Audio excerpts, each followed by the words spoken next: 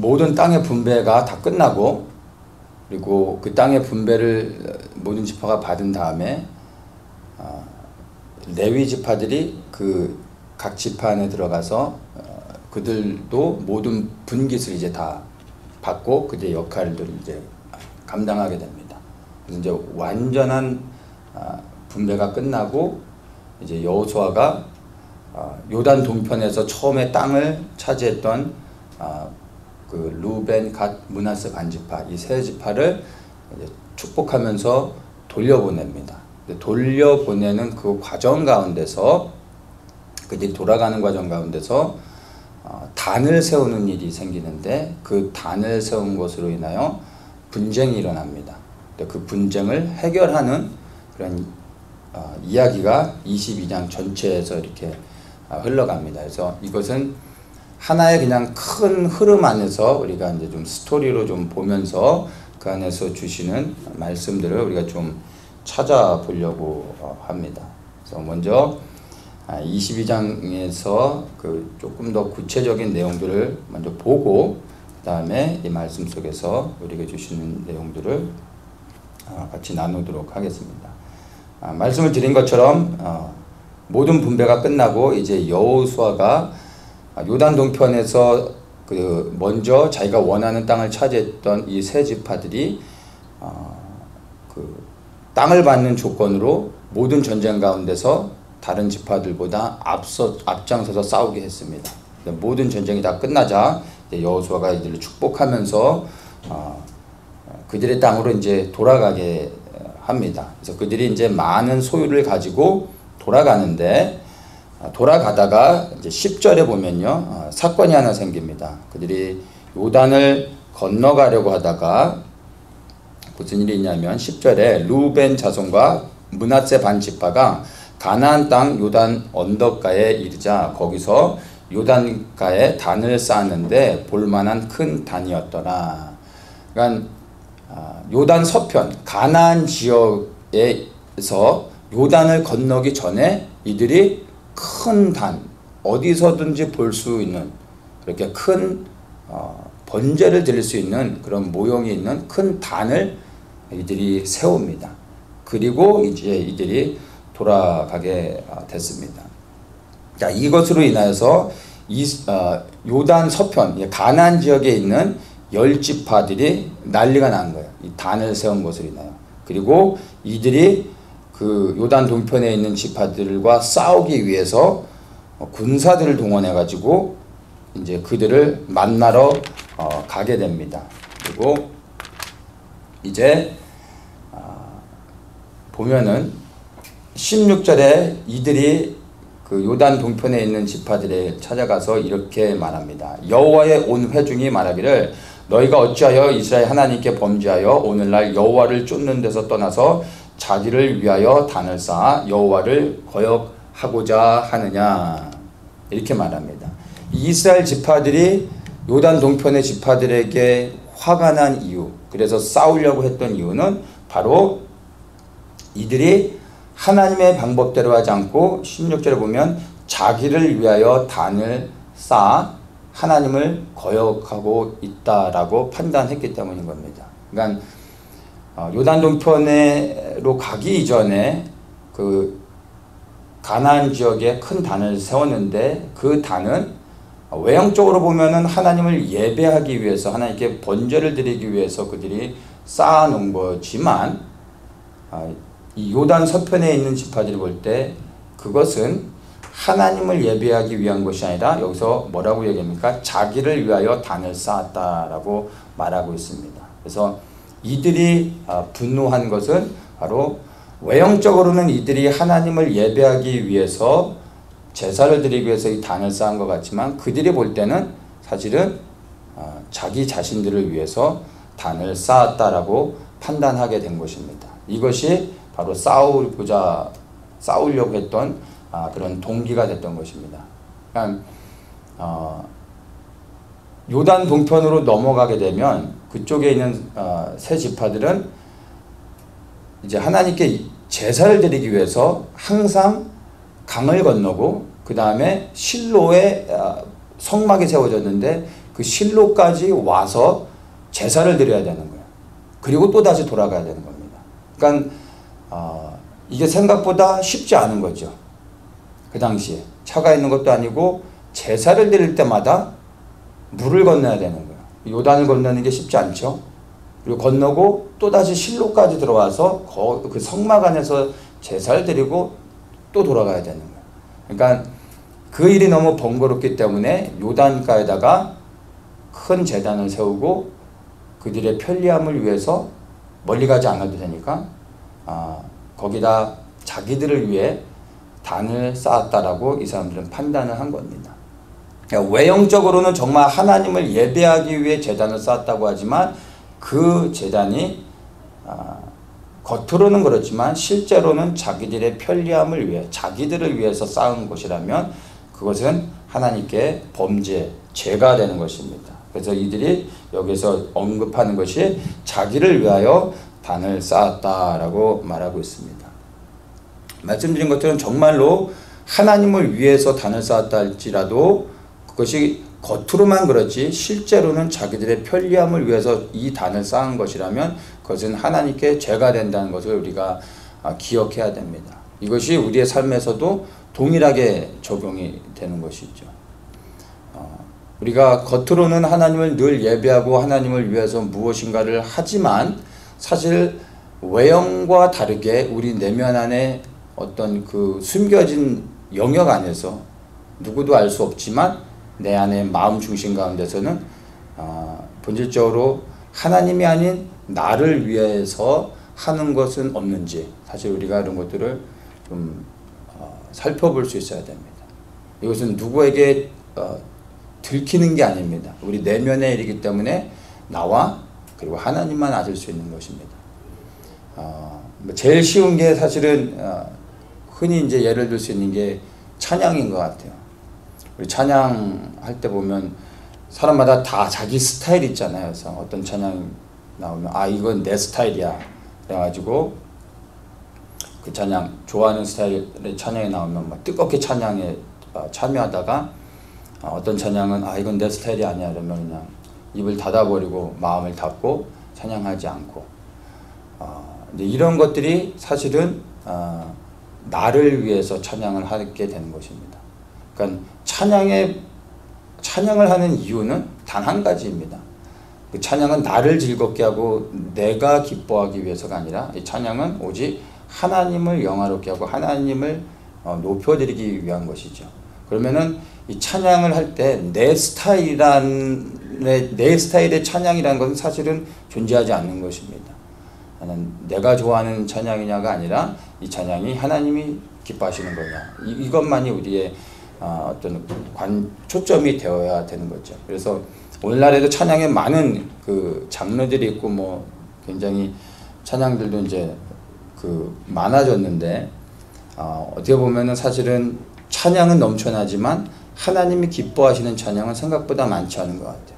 그래서 찬양을 할 때도 정말 잘 선별해야 됩니다. 이 찬양의 가사 하나하나 그리고 그 음률이 정말 하나님이 받으실 만한 것인지 하나님께 영광이 되는 것인지 사실 이거에 초점을 맞춰야 되는 것이죠. 기도도 마찬가지입니다. 우리가 많은 기도를 하는 것이 중요한 게 아니라 그 기도의 내용이 누구를 위한 것이냐라는 것에 초점을 맞춰야 됩니다. 기도를 많이 한다고 거룩하고 기도를 많이 한다고 해서 영적으로 훌륭한 사람이 아니라 그 기도의 내용이 뭐냐가 중요한 거죠. 그 기도의 대부분이 나를 위해서 하는 것이라면 하나님과 상관이 없는 것입니다. 물론 우리가 우리의 필요를 위해서도 기도할 수 있지만 또 그렇게 기도해야 되지만 사실은 우리의 기도의 본질은 어떤 나의 소원과 나의 필요를 하나님께 구하는 것이 아니라 기도의 본질은 하나님의 나라를 구하는 것입니다. 그래서 정말 우리가 우리를 위해서도 기도할 수 있지만 그럼에도 불구하고 우리가 먼저 하나님의 나라를 구하고 하나님의 뜻을 구하고 그리고 그 하나님 성령의 인도하심 안에서 우리의 것을 구할 수 있는 것입니다. 그래서 모든 것이 정말 하나님을 위하고 있는지 찬양과 기도뿐만이 아니라 모든 예배 가운데서도 우리의 삶의 그 모든 영역 가운데서 하나님을 위하고 있는 것인지 아니면 하나님을 빙자하여 나의 것을 나의 필요를 나를 위하고 있는 것인지 이런 것들을 잘 분별해 봐야 됩니다. 이것은 누가 말해줄 수 있는 게 아닙니다. 내 스스로가 늘 점검하면서 나의 중심이 나를 위하고 있는지 아니면 하나님을 위하고 있는지를 날마다 나 자신을 테스트하면서 확인해야 되는 것입니다. 근데 이 요단 서편에 있는 이스라엘 그 지파들이 요단가에서 세운 그 큰 단을 요단 동편에 있는 지파들이 자기들의 편리함을 위해서 자기들이 원하는 방식으로 편리하게 예배를 드리기 위해서 세웠다라고 생각을 했는데 그것이 이제 오해였다라는 것이 밝혀집니다. 22절부터 해서 이들이 그것에 대해서 이제 자신들을 해명하는 이야기가 쭉 나오는데 22절에 보면 이렇게 말합니다. 전능하신 자 하나님 여호와 전능하신 자 하나님 여호와께서 아시나니 이스라엘도 장차 알리라. 이 일이 만일 여호와께 패역함이거나 범죄함이거든 주는 오늘날 우리를 구원치 마시옵소서라고 하나님께 먼저 고백을 드립니다. 그러면서 쭉 그 이스라엘 지파에게 이제 설명을 하는데 25절에 이렇게 말합니다. 너희 루벤 자손 갓 자손아 여호와께서 우리와 너희 사이에 요단으로 경계를 삼았나니 너희는 여호와께 분의가 없느니라 하여 너희 자손이 우리 자손으로 여호와 경외하기를 그치게 할까 하여 우리가 말하기를 우리가 이제 한 단 쌓기를 예비하자 하였노니 이는 번제를 위함도 아니요 다른 제사를 위함도 아니라 우리가 여호와 앞에서 우리 번제와 우리 다른 제사와 우리 화목제로 섬기는 것을 우리와 너희 사이와 우리 후대 사이에 증거가 되게 할 뿐으로서 너희 자손으로 후일에 우리 자손에게 이르기를 너희는 여호와께 분의가 없다 못하게 하려 함이로라 이렇게 말합니다. 여기서 분이라는 것은 분깃, 그러니까 유업을 말하는 것입니다. 그러니까 이 말의 전체적인 내용을 보면 가나안 정복을 위해서 함께 싸웠던 지금의 그 세대들끼리는 문제가 없어요. 요단 동편에 살아도 그들은 언제든지 하나님을 예배하러 와도 되는 것입니다. 그들은 하나님의 분깃이 그러니까 유업을 받을 자격들이 있기 때문에 그런데 문제는 이 가나안 전쟁에 함께 참여했던 이 세대들이 다 죽고 나서 이 전쟁을 알지 못했던 다음 세대들 자녀 세대들이 일어난 다음에 요단 동편에 있던 그 다음 자녀 세대들이 요단을 건너 하나님의 성전에 제사를 드리러 올 때 함께 전쟁을 치르지 않았기 때문에 이들은 이제 그것을 기억하지 못하게 되죠. 그러면 너희들은 누군데 하나님의 전에 와서 너희들이 예배하느냐? 너희는 이스라엘 백성이 아니다. 너희는 하나님으로부터 이스라엘로부터 그 어떠한 유업도 너희들은 얻을 수 없다. 하나님과 상관이 없다라고 예배를 제사를 못 드리게 할 수도 있다라는 것입니다. 그것을 염려해서 요단에 큰 단을 세웠는데 실제로 그 단은 번제를 드릴 수 있는 단이 아니라 번제를 드릴 수 있는 것처럼 보여지는 모형을 세웠다고 말합니다. 그러니까 실제 그것은 제사를 드리기 위한 것이 아니라 그 단을 통하여 여기서 뭐라고 얘기하냐면 증거를 삼으려고 한다라고 말하는 것이죠. 그래서 그 단을 봄으로 인하여 그 단을 보는 모든 사람들이 후대의 자녀 세대들도 그 단을 보면서 요단 동편에 있는 이 사람들도 우리의 형제이고 하나님의 유업을 받기에 합당한 자들이다라는 것을 기억하게 하는 거죠. 또한 그것뿐만이 아니라 그 단을 보면서 하나님께서 우리 모든 이스라엘 지파가 함께 연합하여 싸울 때 이 가나안 땅을 우리에게 허락해 주셨구나까지 생각하면서 그 단을 통해서 하나님께 영광을 돌릴 수 있게 되는 것입니다. 그래서 그것들을 그 단을 세운 목적에 대해서 요단 동편의 지파들이 쫙 설명을 해주자 이스라엘 지파들이 그것을 좋게 여기고 그 단으로 증거를 삼게 하였습니다. 그리고 이제 그들이 돌아가게 되는 것을 22장 전체에서 이제 이 스토리로 쭉 이제 설명을 해주고 있습니다. 자, 이야기들을 볼 때 우리가 한번 고민해 볼 필요가 있습니다. 단을 쌓아야 하는가 아니면 쌓지 말아야 되는가 하는 것입니다. 오늘 이 요단 동편의 지파들이 했던 이 고백을 볼 때 우리는 단을 쌓아야 됩니다. 눈에 보여지는 단을 쌓고 그 단을 보면서 기억해야 됩니다. 무엇을 기억해야 됩니까?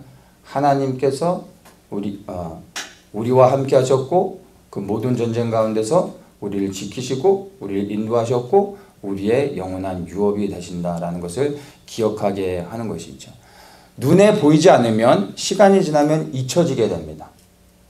하나님의 큰 은혜가 있다 할지라도 보여지는 뭔가가 없으면 시간이 지나면 자연스럽게 잊혀지게 되고 언제 그랬어 하는 것처럼, 그리고 우리가 아닌 우리의 자녀 세대로 넘어가게 되면 더욱더 하나님의 그 은혜를 잊게 될 수 있습니다. 그래서 항상 눈에 보여지는 무언가를 세우고 그것을 볼 때마다 하나님의 하나님 되심을 기억하고 그것으로 인해 우리가 기뻐하고 감사하고 그리고 하나님께 영광을 돌릴 수 있어야 됩니다. 여호수아가 처음에 요단을 건널 때 이제 제사장들이 언약궤를 메고 그 요단 강가에 들어갈 때 요단의 물이 멈춰 세워졌죠. 그리고 그 물이 땅이 되어졌습니다. 그리고 모든 이스라엘 지파가 다 백성들이 지나가고 거기에서 그 요단 그 물가 안에 있었던 마른 땅이 된 그 안에서 각 지파의 대표들을 뽑아서 돌을 하나씩 취하게 합니다. 그 돌을 취하고 이제 요단을 건넌 다음에 그 돌을 12돌을 모아서 하나의 큰 기념비 단을 세우게 합니다. 그 단을 세우게 한 목적은 다른 것이 아니라 그 세대 요단을 건넜던 사람들이 아니라 그 다음 세대 자녀 세대들을 위해서 단을 세우게 합니다.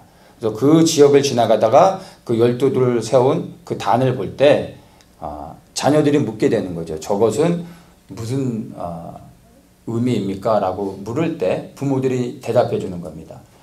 이것은 하나님께서 우리로 하여금 이 요단을 물을 가르고 육지가 돼서 우리로 하여금 건너게 하셨고 그리고 이 가나안 땅을 우리에게 하나님께서 허락해 주신 것이다 라고 말하면서 이 그 12돌을 통하여서 계속해서 볼 때마다 자기의 자녀들에게 말하게 하는 거죠. 그리고 하나님의 선하심과 그 인자하심, 하나님의 행하신 모든 것들로 찬양하고 또 함께 기뻐하고 하나님께 영광을 돌리게 하기 위해서 요단을 건넌 다음에 여호수아가 12돌의 단을 쌓아 기념비를 만들고 그 기념비를 볼 때마다 자녀들에게 그것을 묻게 했습니다. 그래서 그것을 보면은 우리의 신앙생활에서도 동일하게 우리는 매일의 삶 속에서 그리스도를 삶의 현장 가운데서 체험해야 되고 그 체험한 예수 그리스도, 삶의 현장에서 만난 그리스도의 그 크신 은혜를 끊임없이 그 기념비를 세우고 그것을 볼 때마다 우리는 고백해야 됩니다. 먼저는 우리 자녀들에게 그것들을 말해줄 수 있어야 됩니다. 그러기 위해서는 우리가 우리의 삶의 현장 가운데서 기념비를 세울 수 있는 어떤 사건들이 있어야 되는 거죠. 그러니까 간증거리가 있어야 되는 것입니다.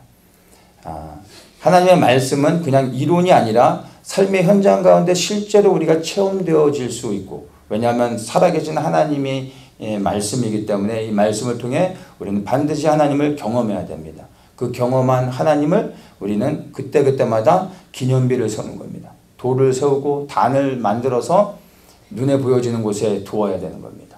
그리고 그것을 첫째는 나에게 그것을 볼 때마다 내가 고백하고 내가 듣고 내가 보며 하나님께 감사를 하게 되고 우리 자녀들에게 하나님의 얼마나 선하신 분인지를 계속해서 끊임없이 말해줘야 됩니다. 우리의 자녀들은 우리의 삶의 간증을 통하여 먼저 하나님을 체험적으로 알아가야 됩니다. 그리고 나서 이들이 장성해진 다음에 하나님의 말씀을 통하여 더 깊이 하나님을 알아가게 되는 것입니다.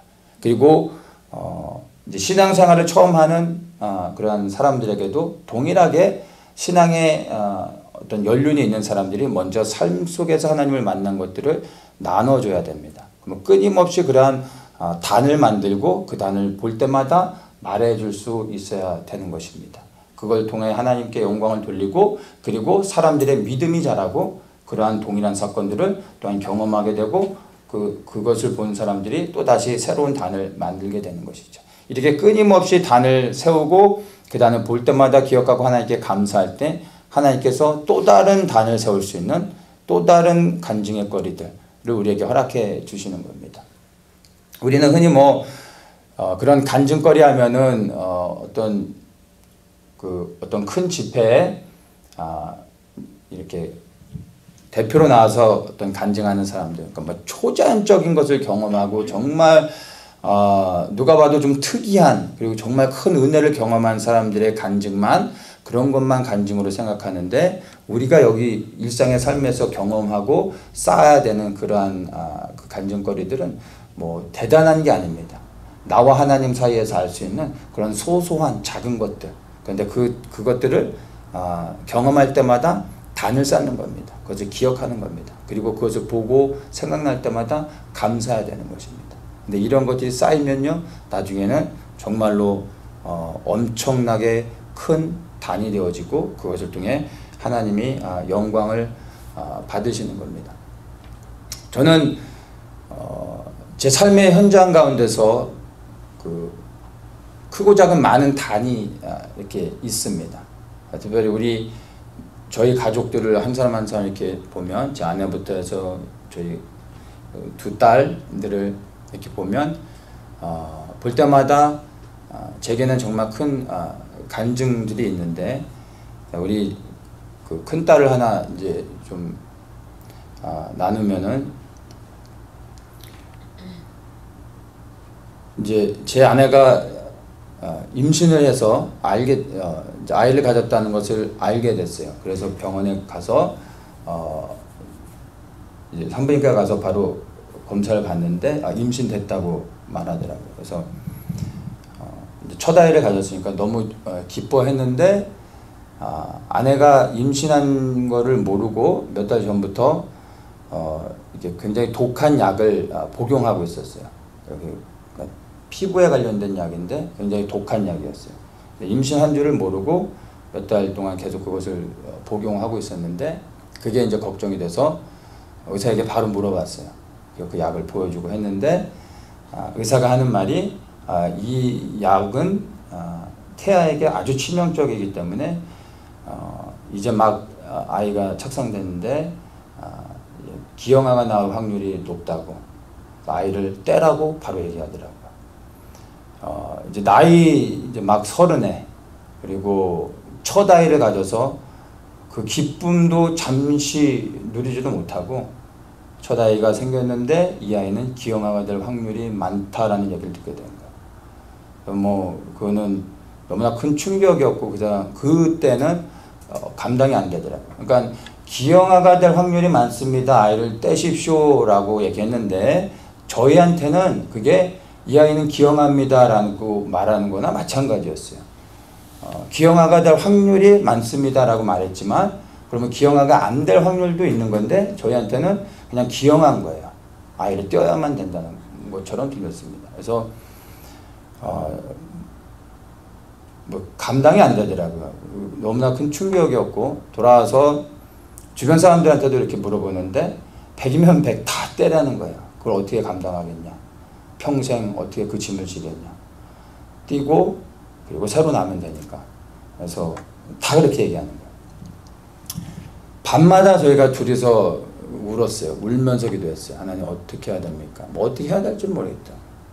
뛰자니 이건 생명인데 하나님이 주신 생명인데 낳자니 이 평생 이 불구자를 키울 자신도 생각도 안 해봤으니까 이러지도 못하고 저러지도 못하고 밤마다 사실은 이렇게 기도하면서 울었어요. 그런데 아내가 이제 어느 날 모든 생명은 하나님이 주시는 건데 우리가 기형아라고 해서 이 아이를 버린다면 그거는 하나님 기뻐하시는 게 아니라고. 그래서 나는 낳겠다고. 그리고 이 아이를 끝까지 키울 거라고 그렇게 얘기하고 또 막 울더라고요. 그래서 뭐 재배 속에 있는 애도 아니고 제가 이렇게 하라 저렇게 하라 말도 못했었는데 아내가 그렇게 얘기를 해서 저도 용기를 얻고 우리 낳고 뭐 이 아이가 뭐 어떻게 태어나든 우리가 이 아이를 끝까지 책임지자 하면서 하나님께 건강하게 태어나는 것은 기도하지 못했어요. 기도할 어떤 마음의 여유가 없었어요. 그냥 하나님 우리에게 용기를 주셔서 이 아이가 어떤 상태로 태어나도 끝까지 이 아이를 사랑하고 이 아이를 양육할 수 있는 힘을 주십시오. 그렇게만 기도했습니다. 그런데 감사하게 건강하게 태어났어요. 그리고 정상적으로 태어났고 이제 뭐 다 컸어요. 16살이 돼가지고 이제는 어떨 때는 적군인지 아군인지 구분이 안 가고 왼수하고 사는 것 같은데, 그러다가도 가끔씩, 항상 이 아이를 볼 때마다 그 생각이 나진 않습니다. 가끔씩 그때가 떠올라요. 그러면 정말 이 왼수 같은 아이인데 그 생각이 딱 떠오르고 하나님 생각나게 하시는 순간 모든 것을 다 잊고 하나님께 너무 감사합니다. 그래서 그냥 그 아이로 인해서 하나님께 모든 영광을 돌리고 하나님께 찬양하고 그리고 감사하고 끝나게 됩니다. 늘 그 아이를 볼 때마다 그런 생각이 나는 건 아니지만 가끔씩 1년에 몇 번씩 생각이 납니다. 그리고 떠오르게 하십니다. 그때마다 제가 하나님께 입술을 열어서요, 하나님 감사합니다. 건강한 아이를 주셔서 감사합니다. 구하지도 않았는데 건강하게 태어나게 해주셔서 감사하고 오늘까지도 잘 자라게 해주셔서 감사합니다. 그리고 우리 아이에게도 그 생각이 나고 기회가 될 때마다 얘기합니다. 어렸을 땐 그 말을 이해를 못했었는데 이제 크니까 그 말을 이해하더라고요. 그리고 자기도 하나님께 감사하다고 그런 얘기를 합니다. 이와 같이 저는 저희 가족 한 사람 한 사람을 볼 때마다 그런 특별히 하나님을 생각하게 하시고 하나님께 감사할 수밖에 없는 그러한 요소들이 있습니다. 여러분들에게는 어떻습니까? 누구를 볼 때 하나님께 감사한 어떤 그 무언가가 떠오르는 것이 있습니까? 어디 장소를 갔을 때 그 하나님의 사랑이 깨달아지는 것이 있습니까? 무엇을 들었을 때, 무엇을 보았을 때 그 하나님의 은혜와 사랑이 깨달아지십니까? 이런 것들이요, 사실 우리의 삶의 현장 가운데서 수도 없이 많아야 됩니다. 지뢰밭처럼 가는 곳곳마다 있어야 됩니다. 크고 작은 사건들이, 그러한 간증의 거리들이 반드시 있어야 됩니다. 그리고 그것이 건드려질 때마다, 보여지고 생각나고 들려질 때마다 여러분 입술을 열어서 고백하셔야 됩니다. 하나님 감사합니다. 그리고 이것을 혼자가 아닌 다른 사람에게 나눠야 됩니다. 자랑하셔야 됩니다. 이것이 하나님이 기뻐하시는 것이고 하나님께 영광을 돌리게 되는 것입니다. 우리가 그렇게 매일의 삶 속에서 크고 작은 것들로 인해 감사하고 하나님께 영광을 돌릴 때 하나님께서는 계속해서 우리에게 새로운 감사할 수 있는 것들을 허락해 주십니다. 그리고 이러한 감사가 우리 삶에 넘칠 때 우리의 삶의 현장 가운데서 우리가 승리하는 삶으로 하나님께 영광을 돌리는 삶으로 나아갈 수 있다라는 것입니다. 우리는 나 자신에 대한 모든 것들은요, 보이지 않게 땅에 묻어야 됩니다. 그러나 하나님에 대한 모든 것들은요, 보이도록 쌓아 올려야 됩니다. 그리고 하나님만을 높여야 되는 것입니다. 그것이 모든 믿는 자의 삶이 되어야 하는 것입니다. 우리가 반드시 쌓아야 되는 것들이 무엇인지를 우리는 이 말씀을 통해서 보았습니다. 그런데 보이도록 쌓아야 되는 것들도 있지만 한편으로는 쌓지 말아야 되는 단이 있는 것도 우리가 생각할 수 있어야 됩니다.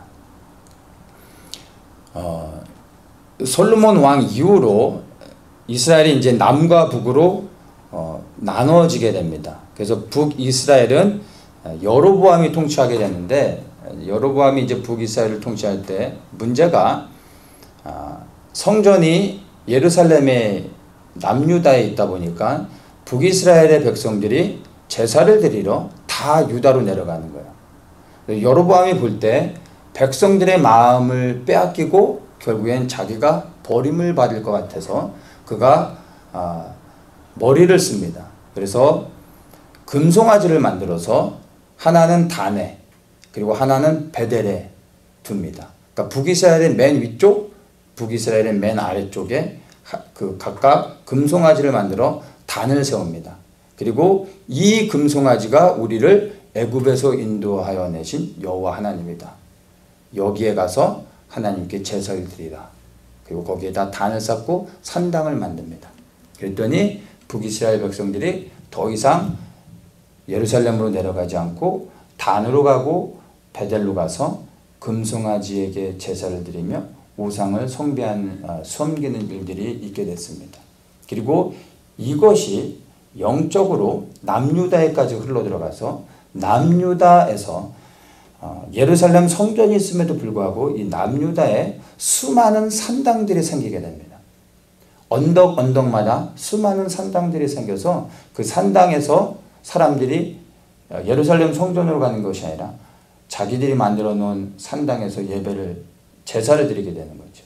그리고 제사장도 레위 지파가 아니라 돈을 주면 누구나에게 제사장이 될 수 있도록 허락해 줍니다. 아무나 제사장이 되는 거예요. 그리고 이제 자기들 집에서 가까운 곳에 편리하게 산당에 가서 제사를 드리는 거죠. 그 제사도 예루살렘 성전에서는 레위 지파 사람들이 제사를 드리고 그들이 모세 율법에 맞춰 철저하게 하나님의 그 말씀하시는 것에 그 규례를 따라서 제사를 드리는데 이 산당에서 드리는 건 그냥 자기 원하는 대로 어떤 규칙도 없이 자기들 편한 대로 마음대로 드리는 거예요. 그랬더니 멀리 가지 않아서 좋고 자기들 편한 대로 드리니까 이 산당이 더 좋은 거죠. 그래서 남유다에서 산당이 제하여지지 않습니다. 여러 번의 종교개혁들이 일어났지만 산당을 제거한 일은 없었습니다. 북이스라엘이 멸망을 당했고 남유다도 끝내는 멸망을 당하는데 이 멸망을 당하게 된 결정적인 이유가 남유다의 산당을 제거하지 않았기 때문에 이 우상 숭배로 인하여 결국엔 남유다가 멸망을 당하게 되는 것을 우리가 볼 수 있습니다.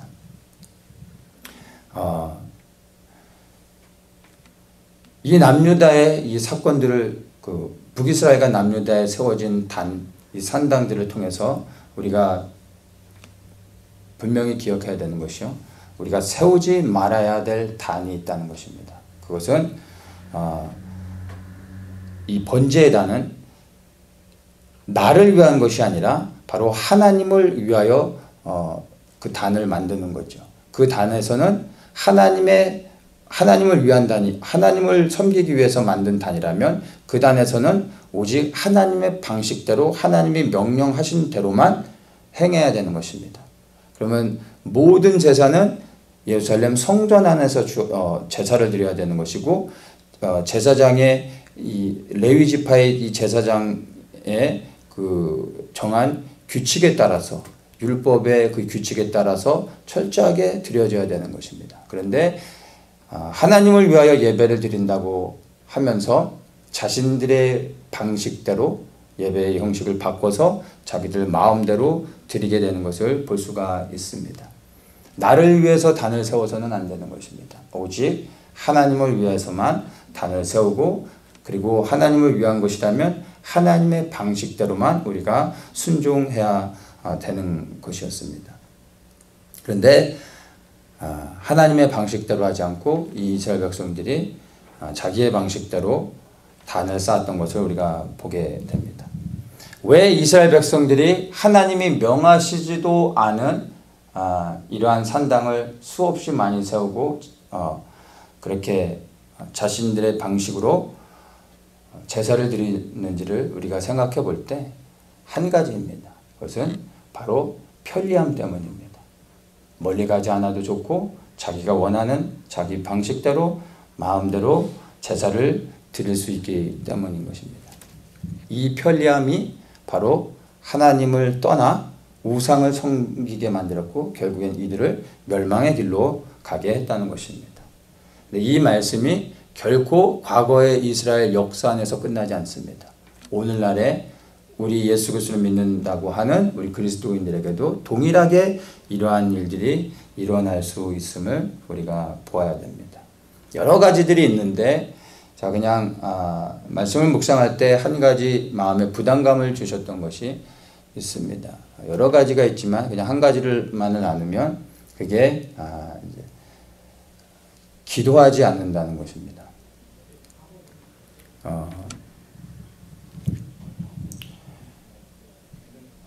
오늘날의 우리 그리스도인들의 삶을 보면 말씀의 깊이가 굉장히 깊어졌습니다. 불과 하나님의 말씀을 깊이 말씀을 알아가기 시작한 게 기독교 역사에서 보면은 지금으로부터 실제로는 제가 이렇게 기독교 교회사로 볼 때 한 200년 정도밖에 안 됩니다. 종교개혁 이후에도 사실은 말씀의 깊이가 없었습니다. 해석해 주는 것으로만 볼 수 있었고 우리가 성경을 직접 연구하면서 개개인들이 이 말씀의 깊이를 알아갈 수 있게 된 것은 뼈가 얼마 안 됐습니다. 근데 지금은 정말 하나님의 말씀을 우리가 알려고만 한다면 신학교에 가지 않아도 하나님의 말씀을 깊이 알 수 있습니다. 그래서 오늘날 교회 안에 하나님의 말씀을 공부하는 성경 공부 프로그램도 그렇고 또 일반 설교에서도 보면 보통 미국 교회 같은 경우에는 보수적인 교회들은 일반적인 설교가 1시간 20분에서 1시간 30분 정도 합니다. 설교 시간도 많아지고 또 우리 찬양 예배라고 해서 찬양을 주로 하는 예배. 그래서 찬양만 1시간 어떤 곳에서는 2시간도 드린다고 합니다. 근데 가만히 보면요. 말씀도 깊이가 있어졌고 말씀을 연구하는 시간도 성경 공부하는 것도 교회 안에서 많은 프로그램들이 있어서 그 시간에 할애하고 설교도 시간이 늘어났고 그리고 찬양하는 시간도 늘어났습니다. 모든 것이 늘어났습니다. 그런데 오늘날의 교회를 보면 기도하는 시간은 줄어들고 있습니다. 대부분의 교회는 기도하는 것들을 줄여가고 있습니다. 왜냐하면 기도하는 사람들이 없어지기 때문입니다. 선교하는 것도 늘어나고 많은 프로그램들도 늘어나고 모든 것이 다 늘어나고 있는데 기도하는 것은 줄어들고 있습니다. 원래 기도하는 것이 한국교회가 기도 시간이 적었냐라고 하면은 또 다른 문제로 볼 수도 있지만 사실은 한국교회는 기도 빼면은 다른 걸 내세울 게 없었습니다. 다른 건 몰라도 말씀은 잘 못해도 찬양은 이렇게 수준 높지 않아도 기도하는 것만큼은 정말 세계 어느 민족에게도 뒤지지 않았습니다. 그런데 어느 순간부터 한국교회가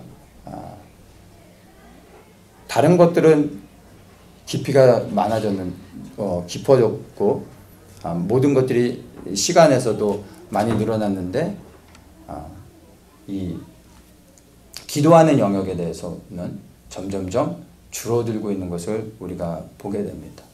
왜냐하면 기도는 내 스스로가 하나님 앞에 무릎 꿇어 나아가며 땀 흘리는 수고가 있어야 되기 때문입니다. 말씀을 보는 게 힘듭니까? 아니면 기도하는 게 힘듭니까? 찬양을 하는 게 힘이 듭니까? 기도하는 게 힘이 듭니까? 다른 것들은 다 늘어나도 괜찮아요. 사람들이 다 억셉트를 합니다. 근데 기도가 늘어나는 것은 견디지 못하고 있습니다. 기도가 점점 줄어들고 있는 것을 보게 됩니다. 근데 이것이 다 사실은 우리의 편리함을 위해서 하나의 흐름이 아니라 우리의 편리함 때문에 이렇게 바뀌어가고 있는 것을 보게 됩니다. 골로새서 4장 2절에 기도를 항상 힘쓰고 기도에 감사함으로 깨어있으라 라고 말합니다. 무시로 성령 안에서 우리 보고 기도하라고 말씀하고 있습니다. 그런데 우리는 이러한 말씀들을 귀담아 듣고 가슴에 품지 않고 있습니다. 사실 이 기도는 하나님의 능력을 이루는, 하나님의 뜻을 이루는 그러한 능력임에도 불구하고 사람들이 기도하지 않고 있는 것입니다. 왜냐하면 이 기도는 정말 가장 큰 노동이기 때문에 이 노동을 기꺼이 감당하려고 하지 않고 있다는 것입니다. 모든 것이 다 교회 안에서 풍성해졌고 그리고 많은 시간들을 할애하고 있음에도 불구하고 기도의 시간은 점점 줄어들고 있다는 것을 우리가 기억해야 됩니다. 말씀과 기도가 이렇게 그 밸런스를 잘 맞추고 그리고 이 말씀과 기도가 예배 가운데서 사실은 중심이 딱 되어져야 됩니다. 그러면 말씀을 통해서 하나님의 뜻을 알 수 있게 되죠. 말씀을 통해서 하나님의 뜻을 알게 되면 그 하나님의 뜻을 이제 이루어질 수 있도록 하는 것은 기도인 것입니다. 말씀에 통해 하나님의 뜻을 알았을 때 우리는 그 하나님의 뜻을 분별해서 즉시로 기도하는 자리로 가서 그 하나님의 뜻이 이루어질 수 있도록 말씀이 풀어지며 역사할 수 있도록 기도해야 됩니다. 그런데 말씀의 깊이는 들어갔는데 지식적으로는 점점 하나님의 말씀을 많이 알고 있지만 기도하는 자리로 가서 그것을 풀어내지 않고 있기 때문에 교회 안에서 말씀을 많이 알아갈수록 더 많은 충돌들이 일어나고 더 많은 나누어짐들. 그래서 한국교회가 보면은 교단적으로도 한국교회만큼 이렇게 그 교파가 많이 갈려진 데도 없죠. 다 이 말씀으로 나눠지는 거거든요. 그래서 말씀과 기도가 균형을 이뤄야 됩니다. 말씀을 통해 하나님의 뜻을 알고 그 뜻을 분별했을 때 즉시로 기도하며 하나님의 뜻이 이루어질 수 있도록 간절히 기도해야 되는 것입니다. 그래서 사실은 말씀과 기도를 통하여서 우리가 거룩한 삶을 살게 되죠. 오직 말씀과 기도를 통하여 거룩하여진다고 말하고 있습니다. 그래서 이 말씀과 기도로 우리가 거룩하여 질 때 그 거룩함을 통해 우리의 삶이 찬양이 흘러넘치게 되는 것입니다. 그래서 말씀과 기도와 찬양이 삶의 그 균형을 이루어야 되는데 말씀과 기도가 균형이 잡혀서 거룩한 삶을 살면 그 삶 자체가 찬양이 되어져서 하나님께 영광을 돌리게 되어 있습니다. 어떤 노래를 부르고 그 곡조에 맞춰서 불러야 찬양이 아니라 말씀과 기도로 우리가 거룩한 삶을 살게 되면 그 삶 자체가 찬양이 되어지는 것이고 그 삶을 통해 하나님이 영광을 받게 되는 것입니다. 그런데 이 균형이 깨어지는 것이 바로 이 기도 때문입니다. 이 기도는 우리의 편리함 때문에 우리가 이렇게 등한시하고 버려지고 있는 그러한 영역인 것입니다. 사실은 지금 그 어느 때보다 우리가 살아가고 있는 이 시대가 다른 것들은 좀 부족해도 정말로 기도해야 될 때입니다. 오직 기도로 지금 우리 앞에 다가오고 있는 여러 가지 이제 환란들을 사실은 준비해야 됩니다. 여러분들 어떻게 느끼실지 몰라도 사실 우리가 살아가고 있는 시대는 예전에 지나온 시대와 다릅니다. 그리고 정말로 예수를 믿는 사람들과 그리고 제가 생각할 때 유대인들, 반유대주의가 급격히 높아질 거고 그리고 반기독교적인 현상들도 동일하게 일어날 것입니다. 그래서 기독교인들과 유대인들이 많은 고난과 핍박을 전 세계 모든 사람들로부터 받고 미움을 받게 될 것입니다. 지금 우리가 기도할 수 있고 마음껏 주님 앞에 나아가 예배 드릴 수 있을 때 우리가 교회 모여 함께 기도하고 흩어져서 우리의 삶의 현장 가운데서 골방에 들어가 또한 계속해서 기도해야 됩니다. 그런 사람들에게 하나님께서 이 시대를 향한 하나님의 뜻을 분별케 해주시고 우리로 하여금 하나님의 마음 안에서 하나님이 원하시는 것들을 기도할 수 있도록 그분의 마음을 우리에게 열어주시는 겁니다. 그때 우리가 성령 안에서 하나님의 뜻이 이루어질 수 있도록 기도하게 되는 것입니다. 이런 기도가 우리의 삶의 현장 가운데서 쌓여질 때 이 기도가 우리를 충만히 채우고 나면 고난과 핍박들이 왔을 때 그것을 우리가 견뎌낼 수 없는 상황이 되어지면 성령께서 우리를 은혜 가운데 붙잡아 주시고 우리의 믿음을 지켜주시게 되는 것입니다. 그래서 지금이 그 어느 때보다 우리가 기도하는 것에 힘써야 되는 것입니다. 우리가 어떠한 단을 쌓아야 될지 그리고 어떠한 단은 쌓으면 안 되는지를 우리가 살펴봤습니다. 이제는 결정해야 될 때입니다. 나의 삶 속에 어떠한 단을 쌓아갈 것인지 그리고 어떠한 단을 무너뜨릴 것인지 여러분 결정하십시오. 그리고 하나님이 기뻐하시는 그러한 삶의 그로서 삶의 현장 가운데서 하나님의 영광을 위해서 살아가는 모든 분들 되시기를 예수님의 이름으로 축복합니다.